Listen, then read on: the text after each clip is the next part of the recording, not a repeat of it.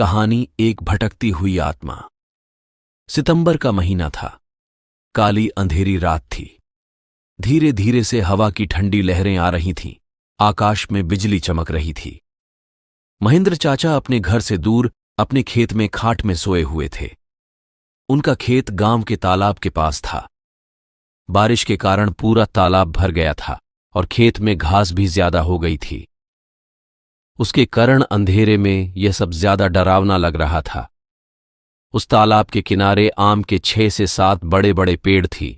आम के पेड़ की डालियों के आवाज भी काफी डरावना लगता था। अचानक खेत में बंधी हुई भैंसों ने चिल्लाना शुरू कर दिया। महेंद्र चाचा को पता ही नहीं चल रहा थी कि आखिर ये भैंसें ऐसा क्यों कर रही है। उन्हें लगा कि शायद ठंडी के कारण ये भैंसें ऐसा कर रही होगी। इसीलिए महेंद्र चाचा के खेत में चिमनी जलाई। उस चिमनी के उजाले में महेंद्र चाचा की नजर उनके खाट पे पड़ी। उन्होंने देखा कि एक स्त्री उनकी खाट पे बैठी है। ये देखकर उनका शरीर डर के मारे कांपने लगा। उसी वक्त आकाश में बिजली का तेज झटका हुआ। वैसे तो महेंद्र चाचा बहादुर थे, लेकिन आज उन्हें भी थोड़ा डर लग रहा था।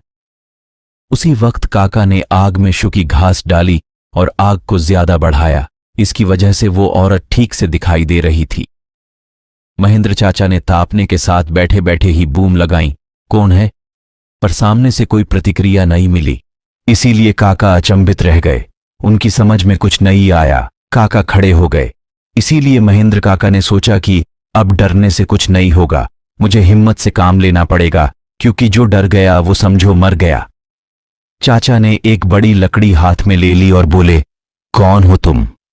तुम्हें क्या लगता है कि मैं तुमसे डर गया हूं?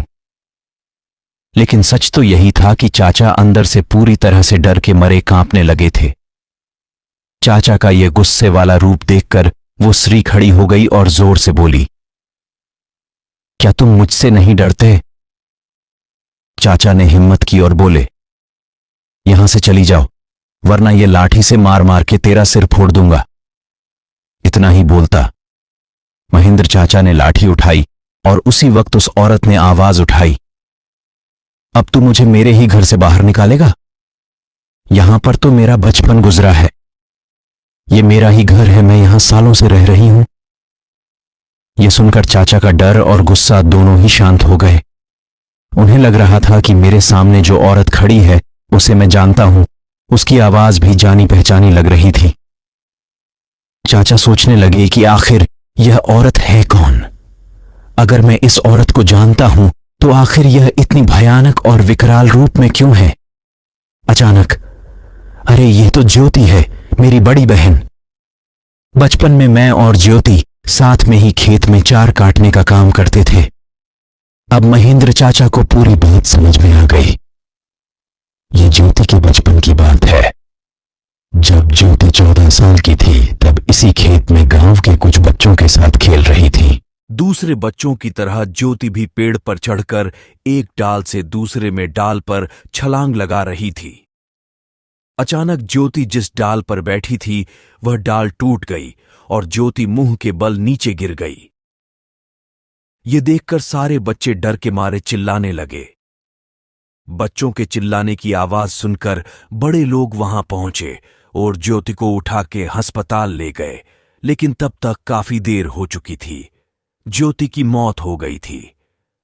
महेंद्र चाचा को ये सारी बातें याद आ गई और वह सीधा ज्योति के पास जाके रोने लगे। जब यह बात गांव वालों को पता चली तो सारे गांव वाले चौंक उठे थे। वास्तव में वह ज्योति ही थी। गांव के एक बड़े बुजुर्ग ने कहा कि जब ज्योति मौत हुई थी तब वो एक बच्ची थी, इसीलिए उसे बालक समझ के उसे दफनाया गया था। लेकिन वास्तव में उसका अंतिम संस्कार करने की जरूरत थी।